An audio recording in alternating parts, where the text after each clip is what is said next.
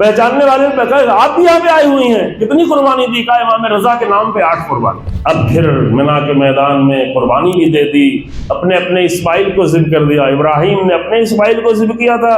ہم دیکھیں کہ ہمارا اسماعیل کون ہے، اور ہمارا اسماعیل کون ہو سکتا ہے؟ جو بھی اس دنیا میں ہمارا سب سے زیادہ محبوب ہو، کیا اسے اللہ کی راہ میں قربان کرنے کو تیار ہیں؟ اگر تیار ہو جائے تو آج یہاں بھی ایران ہو جائے گا، آج یہاں بھی لبنان ہو جائے گا۔ دیکھیں ایک ایک مائیں 8 بچوں کی قربانی دینے کے بعد کہہ رہی ہیں، 8 بچے، ویڈیوز موجود ہیں، 8 لوگ کی ایک دن میں قربانی دینے کے بعد ایک ماں بالکل معمولی طریقے سے آگے مجمع میں ایسے ہی ایک پرچم لے کے کھڑی ہوئی ہے۔ پہچاننے والے نے کہا آپ بھی یہاں پہ آئی ہوئی ہیں، کتنی قربانی دی؟ کہا امام رضا کے نام پہ 8 قربانی۔ اللہ اکبر! آپ جا کے ویڈیو دیکھیں، میں کئی بار دیکھ چکا ہوں، ابھی کل بھی یہ ویڈیو دیکھی۔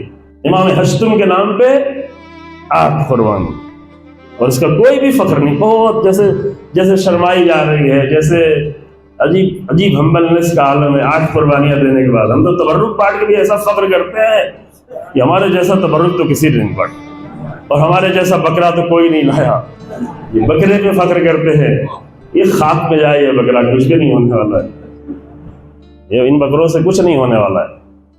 بکرے کے لیے اتنا ہم کہتے ہیں عزیزوں کہ یہ بکرا جتنا جو حج پہ گئے ان کے لیے قربانی واجب ہے، لیکن جتنے بھی یہاں بیٹھے کسی کے اوپر واجب نہیں۔ اچھی چیز ہے، جو لوگ اللہ کے لیے قربانی کرتے ہیں وہ ضرور کریں، جتنا کرتے اس سے زیادہ بھی کرے، کوئی مسئلہ نہیں اللہ کے لیے۔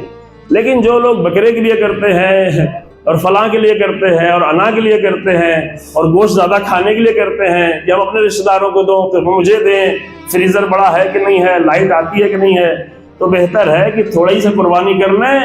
یہ مسئلہ مستحب ہے، لیکن علم حاصل کرنا واجب ہے، بچوں کو پڑھانا واجب ہے، بچوں کو عزت دینا واجب ہے، بچوں کو عظیم مقام دینا واجب ہے۔ قرآن کہتا ہے کہ انتم العالون ان کنتم مومنین، اگر تم مومن ہو تو تم سب سے سربلند ہو، تو مومن بننا واجب ہے۔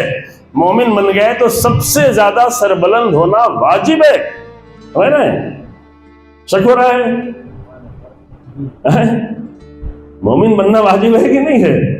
نا، آپ کی نماز سے بھی زیادہ مومن بننا واجب ہے۔ نماز اس لیے ہے کہ مومن ہو جاؤ، روزہ اس لیے کہ تھوڑا ایمان بہتر ہو جائے، تو مومن بننا واجب ہے۔ مومن بن گئے تو بلند ہونا واجب ہے، کیونکہ مومن ہو گئے تبھی سر بلند ہو، جو آج ثابت کر دیا ہے۔